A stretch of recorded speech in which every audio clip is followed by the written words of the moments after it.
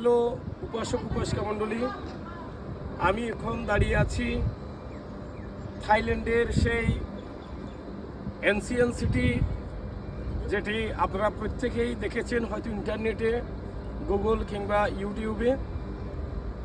শ্যাম দেশের অত্যন্ত পরিচিত মনোমুগ্ধকর কারুকার্য খচিত একটি বৌদ্ধবিহার, যেই বিহারটি সবচেয়ে বেশি ভাইরাল হয়েছে, পরিচিত হয়েছে বলিউড তারকা সালমান খানের একটি ফিল্মের কারণে।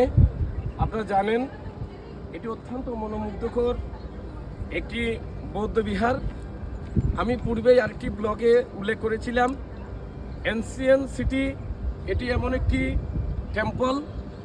এই টেম্পলে থাইল্যান্ডের যত সুবিশাল এবং বিখ্যাত বৌদ্ধবিহার রয়েছে, সেই বিহারগুলির সিম্বল এখানে প্রতিষ্ঠা করা হয়েছে, যেন একটি জায়গাতেই সমস্ত বিহারের ফ্লেভার পাওয়া যায়।